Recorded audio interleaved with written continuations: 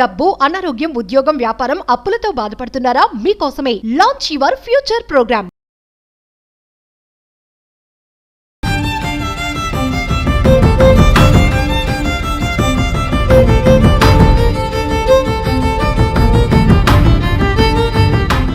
ఈరోజు లైఫ్ జర్నీలో యుఎస్ నుంచి ఒక ఫోన్ వచ్చింది. వాళ్ళ భర్త ఆమెను పెడుతున్న హింసకి సంబంధించిన ఎన్నో ఎవిడెన్సెస్ మాకు అందించింది. ఫ్యామిలీ మెంబర్స్ కానీ మా హస్బెండ్ కానీ చాలా అబ్యూస్ చేయడము, ఎక్స్ట్రా డౌరీ కోసం హరాస్మెంట్స్ చేయడము, మాడపడుచు. సో మరి వెళ్ళిన తర్వాత ఎట్లుండే మీ హస్బెండ్ మీతోని? నన్ను ఇంట్లోనే పెట్టేసి లాక్ చేసి వెళ్ళేవాడు. ఎవరితో మాట్లాడనీయకుండా ఫోన్ యాక్సెస్ కూడా ఇచ్చేవాడు కాదు. కొట్టించడము, అలాంటి సిచ్యువేషన్స్ తో ఏంటంటే పాప ప్రీమెచ్యూర్డ్ గా డెలివరీ అయింది. సో పాప ఎట్లుంది ఇప్పుడు? Diagnosed with level 3 autism. లేదు, జస్ట్ ఒక వర్బల్ ఆర్గ్యుమెంట్ అవుతుంది అని చెప్పాను అనమాట. సో ఆ సిచ్యువేషన్స్ తోని తనని ఇంట్లో నుంచి బయటకు పంపించేశారు ఇంకా కంప్లీట్ గా. సో ఇప్పుడు మీకు ఏం చేయాలో అర్థం కాని పరిస్థితుల్లో మాకు కాల్ చేశారు. నువ్వేమన్నా చెప్పినావంటే నన్ను డిపోర్ట్ చేసి, ఒకవేళ నేను ఇండియాకి వెళ్ళిపోతే నీ వీసా కూడా అది ఎఫెక్ట్ అయ్యి నిన్ను కూడా డిపోర్ట్ చేస్తే ఆ సిచ్యువేషన్ లో ఇద్దరు పిల్లల్ని కూడా వాళ్ళే ఉంచేసుకుంటారు. ఇంకా నీకు లైఫ్ లో కూడా నీ పిల్లల యాక్సెస్ ఉండదు. పిల్లలు మీతో పాటే ఉన్నారు యుఎస్ లో. పిల్లల లీగల్ రైట్స్ లేవు, నాకు ఓన్లీ ఫిజికల్ కస్టడీ మాత్రమే ఇచ్చారు. చట్టపరంగా అయితేనే రెస్పాండ్ అవుతున్నాడు మీకు. ఇప్పుడు మీరు పెట్టిన 490 కేసులో పోలీసు వాళ్ళ ముందు అటెండ్ అయ్యారా? కానీ తను అపియరెన్స్ ఇవ్వట్లేదు పోలీసుల ముందు. లేదు, ఒకవేళ అపియరెన్స్ చేయకపోతే అరెస్ట్ చేసే అధికారం పోలీసు వాళ్ళకు ఉంటుంది. ఇప్పుడు అట్లీస్ట్ పిల్లలకి ఏదన్నా నేను అసెట్ కావాలి అనుకుంటే మా అత్తయ్య మామయ్య వాళ్ళది వచ్చే ఛాన్సెస్ ఉంటాయా? ఇప్పుడు యుఎస్ నుంచి మీ ఆయన వాళ్ళ కుటుంబ సభ్యులకు పంపిన మనీ ఏదైతే ఉందో అది ఆయన కష్టార్జితమే కదా. మీ ఎర్నింగ్స్ ఏమైనా ఉన్నాయా దాంట్లో? నన్ను బ్యాంక్రప్సీ చేశాడు ఇక్కడ. సుమన్ టీవీ ప్రేక్షకులకి నమస్తే. లైఫ్ జర్నీ కార్యక్రమానికి స్వాగతం. ఈరోజు లైఫ్ జర్నీలో యుఎస్ నుంచి ఒక ఫోన్ వచ్చింది. ఆవిడ పేరు చెప్పడానికి కూడా ఇష్టపడట్లేదు, కానీ ఆవిడ యొక్క హింస, వాళ్ళ భర్త ఆమెను పెడుతున్న హింసకి సంబంధించిన ఎన్నో ఎవిడెన్సెస్ మాకు అందించింది. ఆవిడతో పాటు ఆవిడ పెట్టిన కేసు, ఆవిడకి ఇప్పుడున్న ప్రాబ్లమ్స్ అన్నిటినీ ఏ విధంగా డీల్ చేయాలి, దీనికి నాకు ఒక లీగల్ అసిస్టెన్స్ కావాలి అని అడుగుతున్నారు ఆవిడ.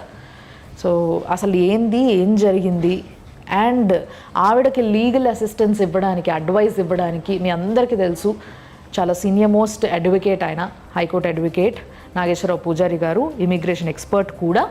కాబట్టి ఆయనతోనే మాట్లాడించి అసలు ఏం జరుగుతుంది, ఏం చేయొచ్చు అనేది చూద్దాం పాసిబిలిటీస్. సార్ నమస్తే.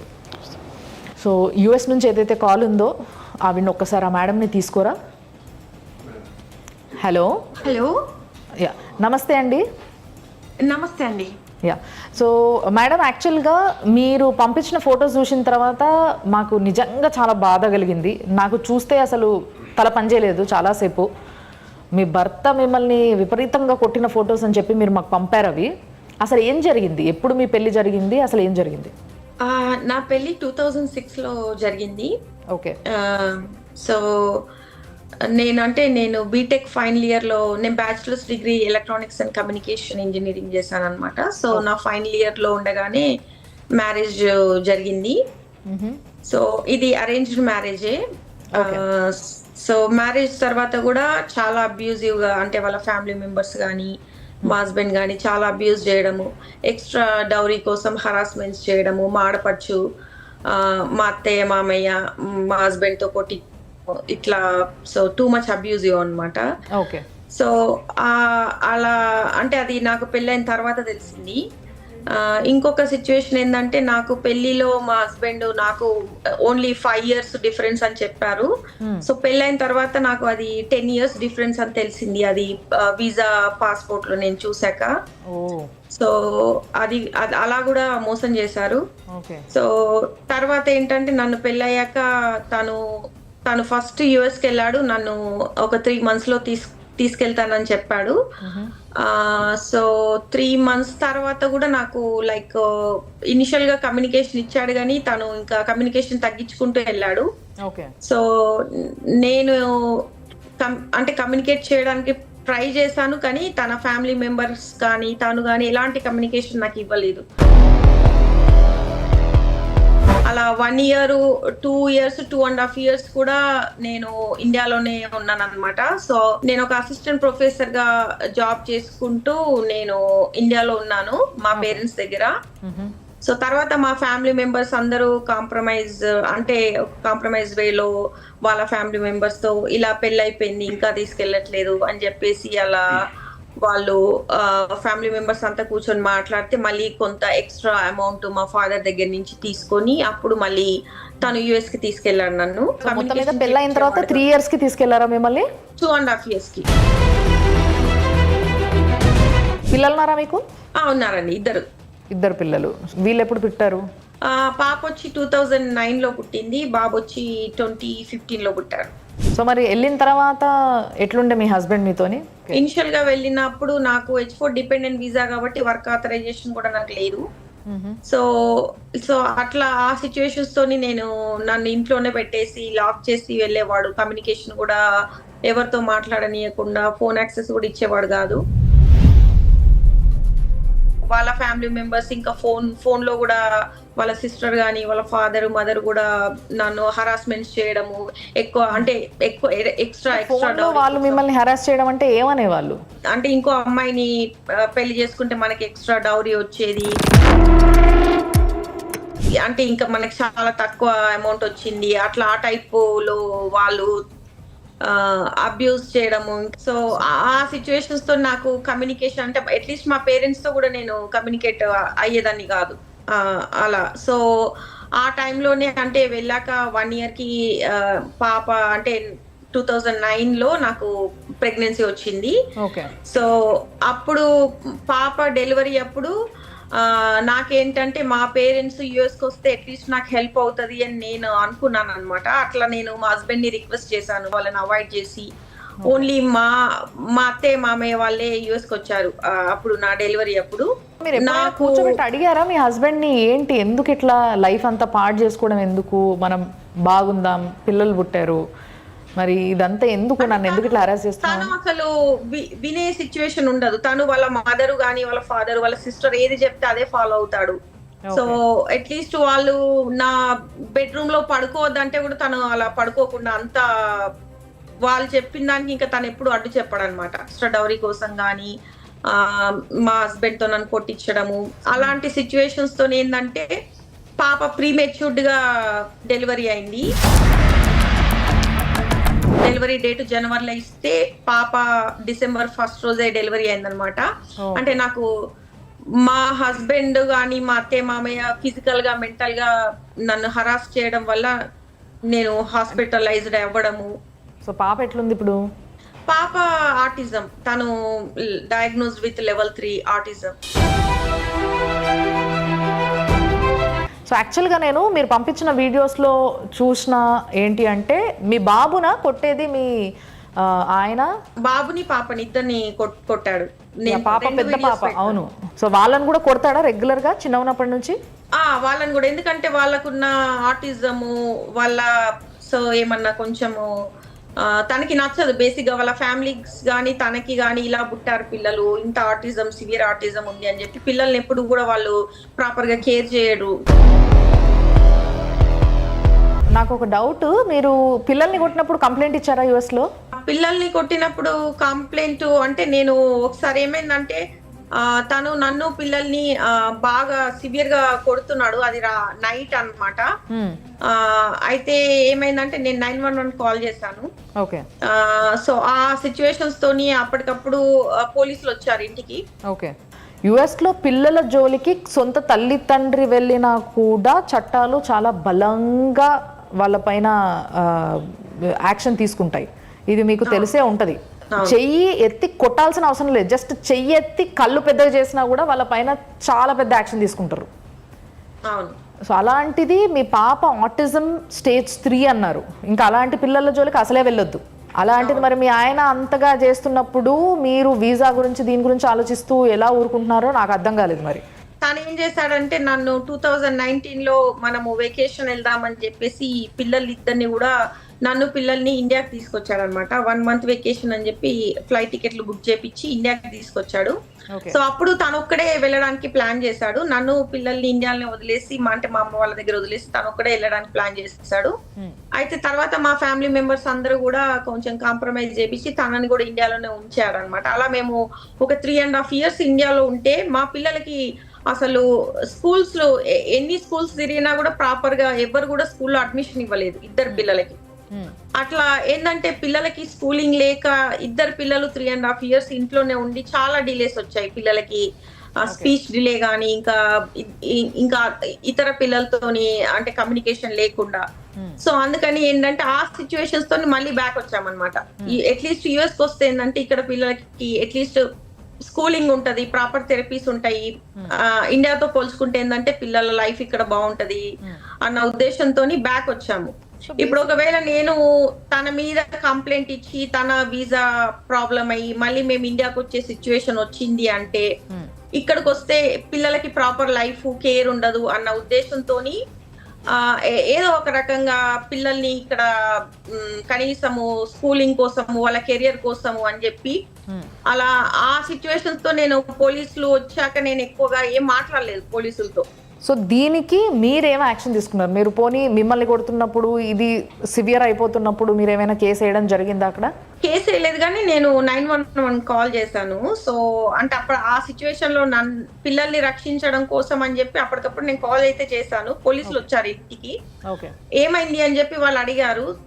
కాకపోతే నేనేంటంటే లేదు జస్ట్ ఒక వర్బల్ ఆర్గ్యుమెంట్ అవుతుంది అని చెప్పాను అనమాట. సో ఆ సిచ్యువేషన్స్ తోని తనని ఇంట్లో నుంచి బయటకు పంపించేశారు ఇంకా కంప్లీట్ గా. సో ఎందుకంటే ఇంకా అప్పటికప్పుడు నేను పిల్లలు సేఫ్ గా ఫీల్ అయ్యాము. ఎక్కడ ఉన్నారు మీ హస్బెండ్ ఇప్పుడు? ఇప్పుడు ఇండియాలో ఉన్నారు. మీరు యుఎస్ లో ఉన్నారు? నేను యుఎస్ లో ఉన్నాను. సో ఇప్పుడు మీకు ఏం చేయాలో అర్థం కాని పరిస్థితుల్లో మాకు కాల్ చేశారు. అవును అవును. సో నాగేశ్వరరావు పూజారి గారు అడ్వకేట్ ఉన్నారు, హైకోర్టు అడ్వకేట్, ఆయన చాలా సీనియర్ కూడా.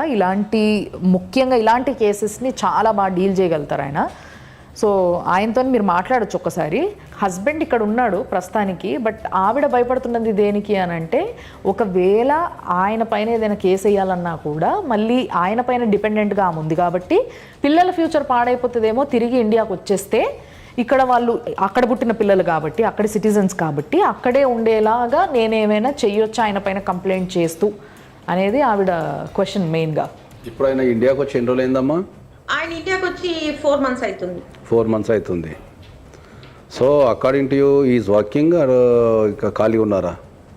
అది నాకు తెలియదు వర్క్ చేస్తున్నాడా లేదా అని. ఓకే. ఇండియాకి వచ్చేటప్పుడు మీ దగ్గర నుంచి వచ్చాడా లేకపోతే విడిపోయి వచ్చాడా? అంటే అంతకుముందు విడివిడిగా ఉండి సపరేట్గా వచ్చాడా లేకపోతే మీ దగ్గర నుంచి వచ్చాడా?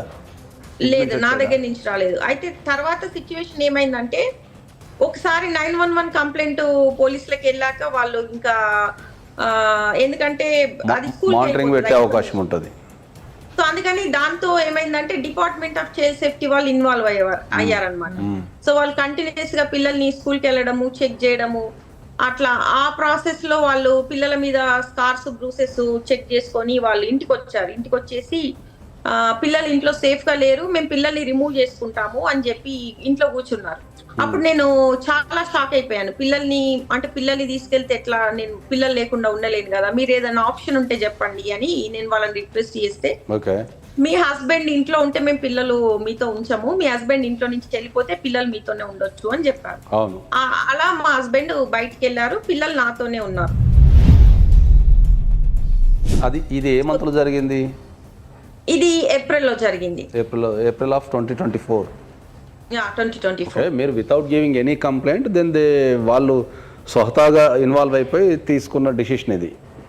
అవును అవును. మీరు రెస్టారెంట్ ఆర్డర్ కానీ అట్లాంటి ఏమి వేయలేదు? మీరు యుఎస్ లో ఏ కోర్టుని మీరు సంప్రదించలేదు? ఇండియాలో ఏమైనా కేసులు పెట్టారా మీరు?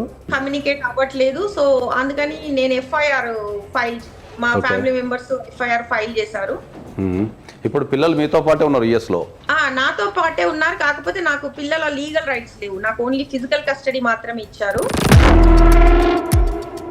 అయితే ఆ సిచ్యువేషన్ తర్వాత మా హస్బెండ్ నాతో ఏం చెప్పాడంటే, నువ్వు ఇంకా ఎవరైనా పోలీస్ వాళ్ళు ఎవరైనా వస్తే కూడా నువ్వేం కమ్యూనికేట్ అవ్వకు, నా మీద అగెనిస్ట్ గా ఏం చెప్పకు, నువ్వేమన్నా చెప్పినావంటే నన్ను డిపోర్ట్ చేసి ఒకవేళ నేను ఇండియాకి వెళ్ళిపోతే నీ వీసా కూడా అది ఎఫెక్ట్ అయ్యి నిన్ను కూడా డిపోర్ట్ చేస్తే ఆ సిచ్యువేషన్ లో ఇద్దరు పిల్లల్ని కూడా వాళ్ళే ఉంచేసుకుంటారు, ఇంకా నీకు లైఫ్ లో కూడా నీ పిల్లల యాక్సెస్ ఉండదు, అందుకని నా గురించి ఏం అగెనిస్ట్ గా చెప్పకు అని చెప్పి అలా చెప్పాడు. ఆ సిచ్యువేషన్స్ తో నేనేంటంటే ఇంకా మా హస్బెండ్ మీద నేను ఏం చెప్పలేకపోయాను. ఇప్పుడు ఆ సిచ్యువేషన్ లో సరే మీరు ఏం చెప్పలేదు అనుకుందాం, మరి ఇప్పుడు ఆయన ఇండియాకి వచ్చేసి ఇక్కడ ఉంటున్నాడు. ఒకవేళ ఆయన యూఎస్కి తిరిగి రాకుండా ఉంటే ఎప్పటికైనా కూడా అప్పుడు మీ వీసా కూడా ఎక్స్పైర్ అయిపోతుంది కదా. అవును, అదే ఇప్పుడు ఉన్న నా ప్రాబ్లం అదే కదా. మరి ఎక్స్పైర్ అయినప్పుడు what is your next step? అదే నాకు అర్థం కావట్లేదు, నెక్స్ట్ స్టెప్ ఏంటి అనేది నాకు అర్థం కావట్లేదు. దానికి అక్కడ యుఎస్ లో అటర్నీలు చెప్తారు కదా, ఏదన్నా క్రిమినల్ కేసులు ఎగైనిస్ట్ డొమెస్టిక్ వైలెన్స్ కానీ లేకపోతే ఎగైనిస్ట్ హస్బెండ్స్ కేసులు ఉన్నప్పుడు ఆ కేసు తేలేంత వరకు వాళ్ళకు ఏదో సపరేట్ వీసా ఇస్తారని విన్నాను నేను. కానీ నా సిచ్యువేషన్ లో నేను ఎప్పుడు కూడా మా హస్బెండ్ మీద ఎక్కడ కూడా కమ్యూనికేట్ చేయలేదు, నేను అంటే తన మీద కంప్లైంట్ చేయలేదు. ఇంకా సెకండ్ టైం ఏంటంటే పిల్లల్ని అసలు నాకు కూడా ఇన్ఫర్మేషన్ ఏమి ఇవ్వకుండా డైరెక్ట్ గా పిల్లల్ని రిమూవ్ చేస్తున్నారు వాళ్ళు. పిల్లలిద్దరిని కూడా కాన్ఫిడెన్షియల్ ప్లేస్ లో పెడుతున్నాం మేము, పిల్లల ఐడెంటిటీ కూడా ఎక్కడ రివీల్ అవ్వదు అని చెప్పారనమాట.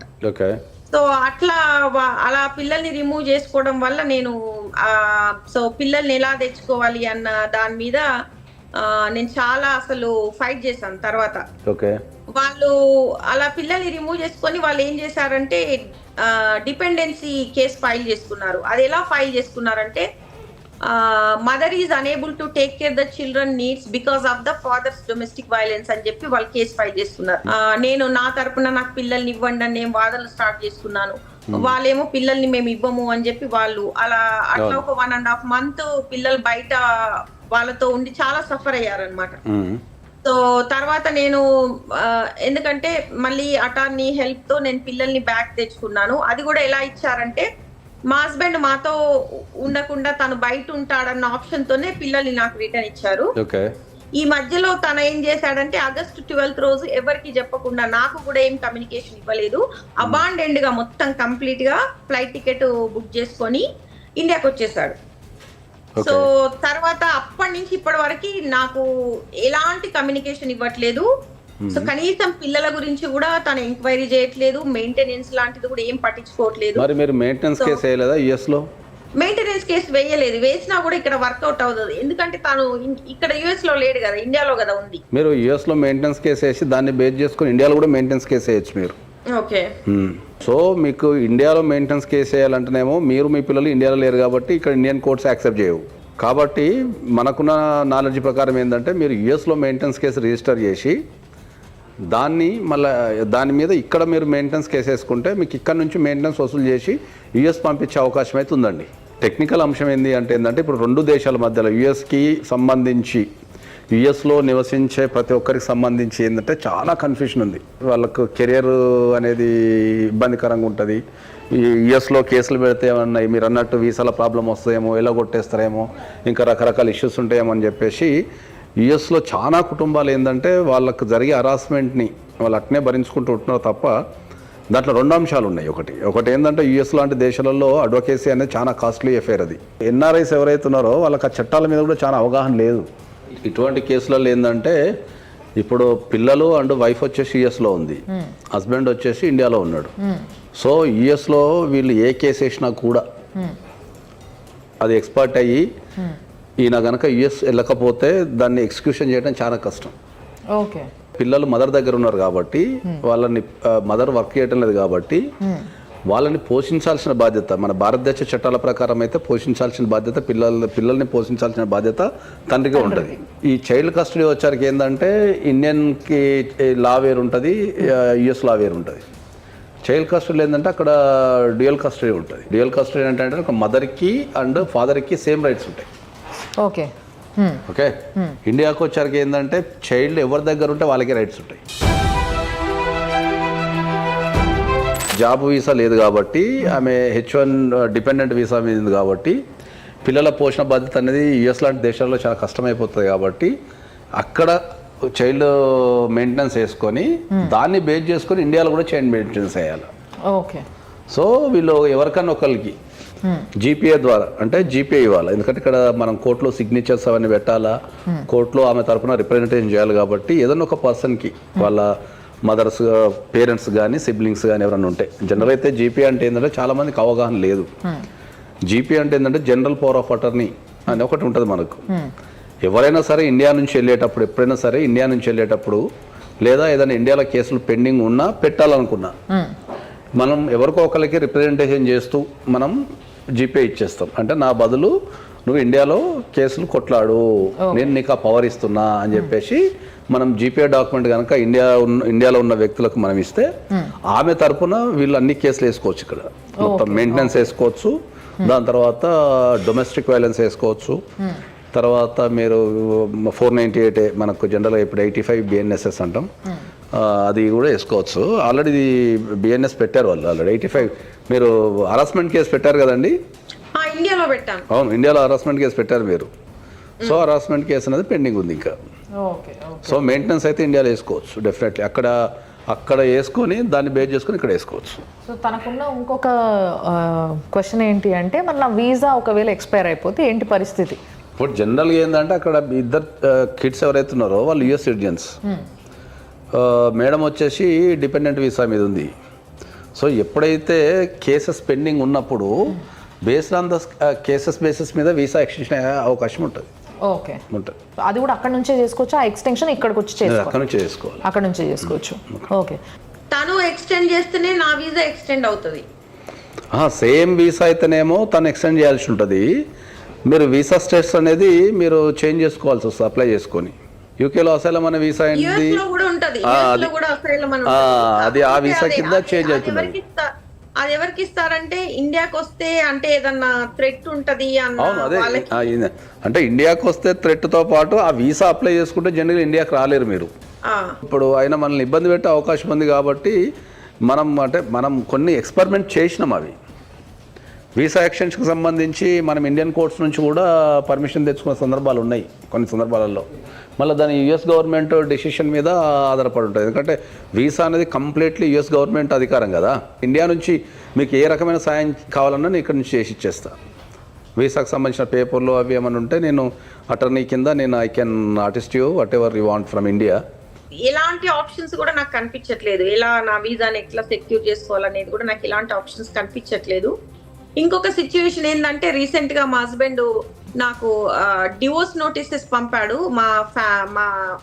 మా మదర్ వాళ్ళ, అంటే మా అమ్మ వాళ్ళ ప్లేస్ కి. చట్టపరంగా అయితేనే రెస్పాండ్ అవుతున్నాడు మీకు. ఇప్పుడు మీరు పెట్టిన 498 కేసులో పోలీసు వాళ్ళ ముందు అటెండ్ అయ్యారా? లేదు, పోలీసుల ముందుకు రావట్లేదు. తను ఒక అడ్వకేట్ పంపుతున్నాడు, తను అసలు కమ్యూనికేట్ అవ్వట్లేదు. అంటే 2 సార్లు పిలిచారు పోలీసులు, కానీ తను అపియరెన్స్ ఇవ్వట్లేదు పోలీసుల ముందు. లేదు, ఒకవేళ అపియరెన్స్ చేయకపోతే అరెస్ట్ చేసే అధికారం పోలీసు వాళ్ళకు ఉంటుంది. ఇప్పుడు జనరల్గా ఏంటంటే మనకు 498 అనేది ఏంటంటే అది క్రిమినల్ ప్రొసీడింగ్స్ కిందకి వస్తుంది. సిఆర్పిసి ఏం చెప్తుంది అంటే ఏంటంటే అఫెన్స్ ఎక్కడ జరిగితే అక్కడ కంప్లైంట్ ఇవ్వమని చెప్తుంది. దట్ ఈస్ దట్ చట్టంలో చెప్పే ప్రొవిజన్ అది. కానీ when it comes to the 498కి వచ్చినప్పుడు ఏంటంటే అఫెన్స్ జరిగిన ప్లేసే కాకుండా దాన్ని కంటిన్యూస్ అఫెన్స్ అంటారు. సో ఈ 498 అనేది జరిగే అధికారం ఎప్పుడు వస్తుంది? మీకు మ్యారేజ్ జరిగిన ప్లేస్ నుంచి వచ్చేస్తుంది. మ్యారేజ్ జరిగిన దగ్గర నుంచి అది మీరు డైవర్స్ తీసుకునేంత వరకు జరిగే ఏ హరాస్మెంట్ అయినా కూడా అది కంటిన్యూస్ అఫెన్స్ అవుతుంటుంది. సో ఇటువంటి ఎఫ్ఐఆర్లు అనేవి చాలా తక్కువ కాబట్టి జనరల్గా ఏంటంటే పోలీసు వాళ్ళకి అవగాహన ఉండదు. వాళ్ళు జనరల్ రూల్ ఏంటంటే అఫెన్స్ అనేది అక్కడ కొట్టారు కదా, అక్కడే నివసిస్తున్నారు కదా ఒక 5-6 సంవత్సరాల నుంచి, కాబట్టి మీరు యూఎస్లో పెట్టుకోండి, ఇక్కడ పెట్టడానికి రాదు, అమ్మాయి లేదు కదా అని చాలా సందర్భాలుగా వీళ్ళు రిజెక్షన్ చేస్తుంటారు. రిజెక్షన్ చేసినా కూడా ఏంటంటే కొంతమంది పోలీసు వాళ్ళు తీసుకుంటారు, కొంతమంది తీసుకోకుండా కూడా మనం కోర్టుకు వెళ్ళి కూడా ఎఫ్ఐఆర్ చేయించుకోవచ్చు. కోర్టుకు వెళ్ళి కూడా మీరు ఎఫ్ఐఆర్ చేయించుకోవచ్చు. కాబట్టి మీ కేసులో ఎఫ్ఐఆర్ చేశారు ఆల్రెడీ. సో దానికి ఇన్వెస్టిగేషన్ సంబంధించి ప్రతి విషయాన్ని మీకు చెప్పాల్సిన బాధ్యత పోలీసు వాళ్ళకు ఉంటుంది. మీరు వాళ్ళకు మెయిల్ పెట్టండి, హస్బెండ్ అటెండ్ అయ్యాడా లేదా, తర్వాత ఎప్పుడెప్పుడు అటెండ్ అయ్యాడు, మరి మీరు తీసుకున్న ఇన్వెస్టిగేషన్ ప్రోగ్రెస్ ఎక్కడ ఉందని చెప్పేసి మీ కేసు నెంబర్ రిఫరెన్స్ చేస్తూ మీరు ఇన్వెస్టిగేషన్ ఆఫీసర్కి మెయిల్ పెట్టచ్చు. ఆ మెయిల్లో ఏంటంటే మీరు కమిషనర్ ఆఫ్ పోలీస్కి, తర్వాత డీజీపీకి మీరు సీసీ పెడుతూ మీరు మెయిల్ పెడితే మీకు డెఫినెట్లీ మీకు ఆన్సర్ వచ్చేస్తుంది దాంట్లో. సో ఇప్పుడు డైవర్స్ కేసు వేశారు కాబట్టి ఇప్పుడు మీకు నోటీస్ ఎప్పుడు వచ్చిందండి? 2 weeks బ్యాక్. 2 weeks బ్యాక్ వచ్చింది కదా. 2 weeks బ్యాక్ వచ్చింది కాబట్టి ఇప్పుడు డైవర్స్లో మీ కమ్యూనికేషన్ అడ్రస్ యూఎస్ఏ పెట్టారా లేకపోతే ఓన్లీ ఇండియన్ అడ్రస్ పెట్టారా? లేదు, ఇండియా అడ్రస్ పెట్టారు. మరి అది రాంగ్ కదా. మీరు యుఎస్లో ఉన్నప్పుడు he knows that very well that you are in the US అనేది. మరి యుఎస్లో ఉన్నప్పుడు ఆయన ఇండియా అడ్రస్ ఎట్లా పెడతాడు? సో ఇప్పుడు ఆవిడ ఏం చేయొచ్చు సార్ మరి అడ్రస్ తప్పునప్పుడు? ఇప్పుడు ఆమె కనుక లీగల్ ప్రొసీడింగ్స్ అన్ని పర్ఫెక్ట్గా ఎదుర్కోవాలనుకుంటే ఆ డైవర్స్ కేసుని ఎదుర్కొంటూ ఆమె ఆర్సీఆర్ అనే పిటిషన్ కూడా వేయాల్సి వస్తుంది. Okay. Restitution of conjugal rights అనేది అంటే మ్యారేజ్ లైవ్లో ఉంచుకోవాలంటే అది వేయాల్సి వస్తుంది కంపల్సరీ. ఓకే. సో 498తో పాటు ఇది ప్లస్ ఆమె మెయింటెనెన్స్ కూడా వేసుకోవచ్చు, అకౌంట్ కూడా వేసుకోవచ్చు మెయింటెనెన్స్. మీకు ఒక క్లారిటీ వచ్చింది కదా. ఇంకొక సిచ్యువేషన్ ఏంటంటే తను యుఎస్ లో ఉన్నప్పుడు తన అర్నింగ్స్ మొత్తం కూడా వాళ్ళ ఫాదర్ అకౌంట్ కి వాళ్ళ సిస్టర్ అకౌంట్ కి పంపించాడు.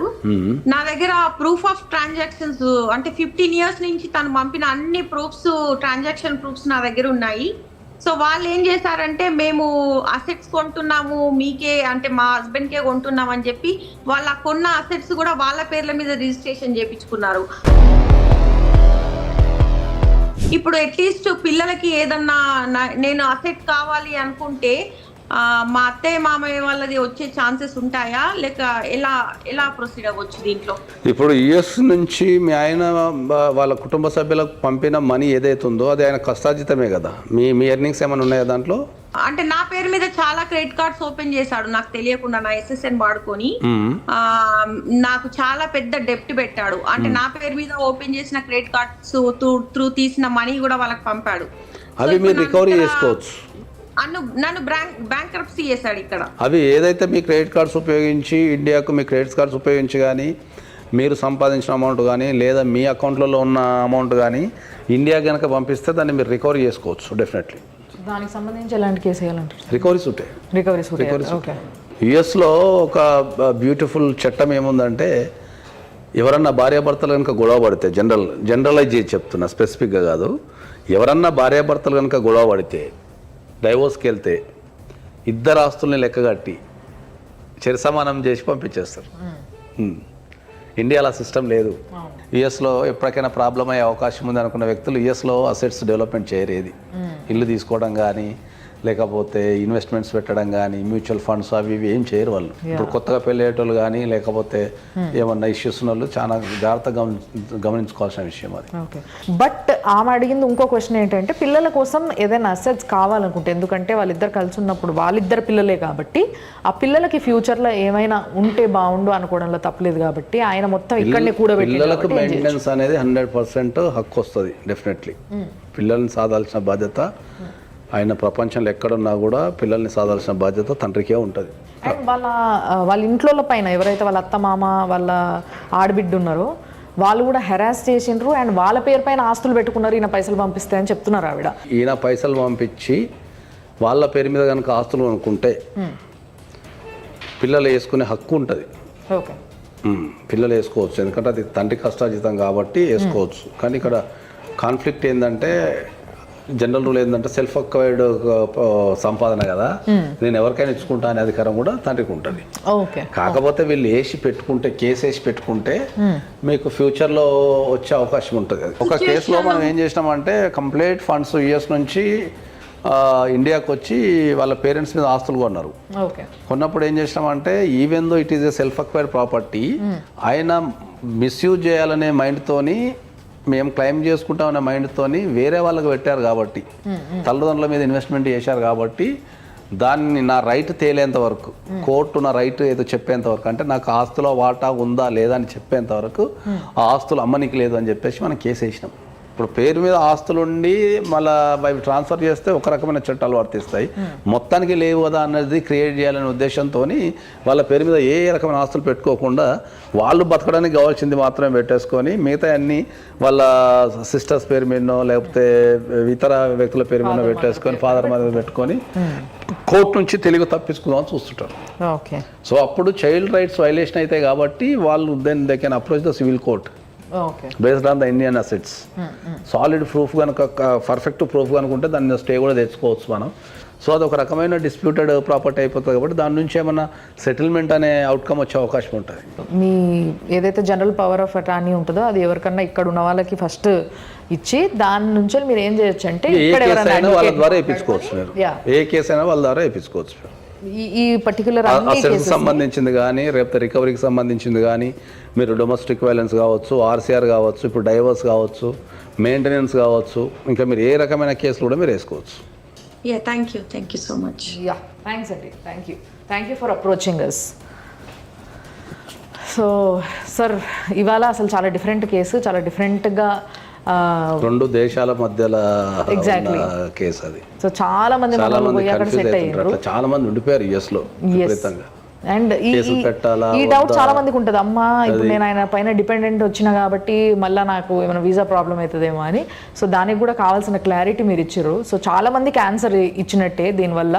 సో యుఎస్లో ఉన్న ప్రతి ఒక్కరూ ఈ లీగల్ నాలెడ్జ్ కోసం మాత్రం డెఫినెట్గా ఈ ప్రోగ్రామ్ చూడాల్సిందే అని నాకు అనిపించింది మీరు చెప్పిన దాన్ని బట్టి. Thanks a lot for that. So thank you so much sir, మళ్ళీ కలుద్దాం.